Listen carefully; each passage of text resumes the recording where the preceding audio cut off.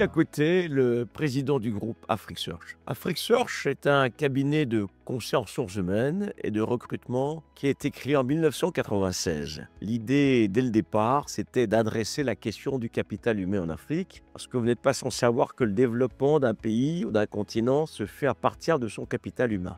Et l'idée, dès 1996, c'était de créer ce cabinet qui permettrait d'identifier les ressources humaines africaines de par le monde, ou toutes sortes de ressources humaines qui a un capital intellectuel et technique à offrir au continent africain, et les drainer vers l'Afrique. Avec le temps, nous avons identifié également des compétences sur le continent africain que nous mettons à la disposition aussi bien du secteur privé que du secteur public et des différents secteurs de manière générale. Donc nous sommes ce qu'on appelle un identificateur de talent et aussi un révélateur de talent.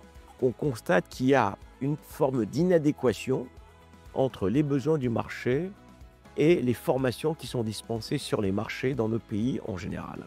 On a remarqué il y a une vingtaine d'années ou un petit peu plus l'apparition des business schools par exemple, qui aujourd'hui selon les pays constituent un tiers voire la moitié du système qui absorbe les jeunes qui essaient de trouver une réponse à leurs problématiques de formation, mais ce n'est pas suffisant parce que vous avez un décrochage qui est très tôt. Et donc vous avez un vrai décalage entre les qualifications qu'il faut et les besoins du marché. Et donc, combien même vous avez donc des jeunes qui sortent très tôt de système éducatif, ils sortent sans qualification. Alors que, quand vous regardez les besoins, que ce soit dans le bâtiment, dans les travaux publics, dans le secteur de l'énergie, dans les infras de manière générale, vous avez un vrai besoin de formation professionnelle, comme on le voit dans des pays comme l'Allemagne, qui est une référence à la matière, ou même des petits pays comme la Suisse, ou des pays comme la Chine, qui ont fait cette mutation ces 30 dernières années en professionnalisant les jeunes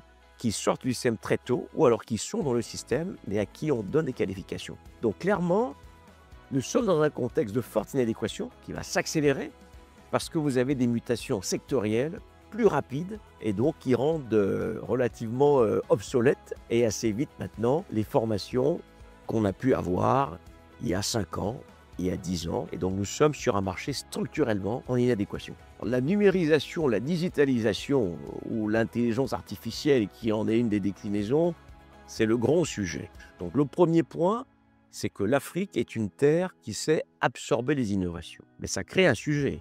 Ces innovations, il ne faut pas être des consommateurs nets, il faut être des producteurs de ces innovations. Et c'est là où nous avons un gros enjeu. Comment est-ce que l'Afrique, qui est une terre d'innovation, produit de l'innovation, et l'intègre en réalité dans tout son développement et dans toutes les sphères en fait de développement économique sectoriel du continent africain. Aujourd'hui, vous avez un outil qui est un outil formidable, c'est le digital. C'est-à-dire que le petit paysan dans le fin fond de son village peut savoir à combien le maïs se vend sur le marché aujourd'hui ou va se vendre demain.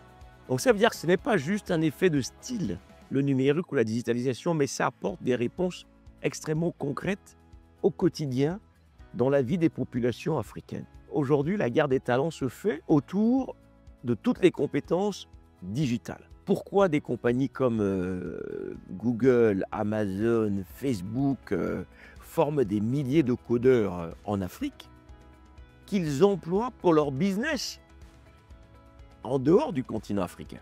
Et donc la guerre des talents est une réalité, mais l'Afrique peut la gagner parce que dans cet univers du digital et du numérique, on n'a plus forcément besoin de se déplacer physiquement quand on a un talent. Donc ça veut dire qu'il faut miser massivement sur la formation, massivement sur le développement du secteur privé et donc des startups et des PME qui en réalité sont le moteur de cette digitalisation des économies et du monde en général et qui va permettre également malgré tout de fixer les talents parce qu'il faut que des entreprises emploient ces compétences, ces talents. Donc la question aujourd'hui, c'est vraiment de savoir comment on arrive à créer des environnements propices et surtout, on arrive à accompagner les entreprises, les startups, les PME pour qu'elles se développent, pour qu'elles puissent absorber ces talents et les garder sur le continent.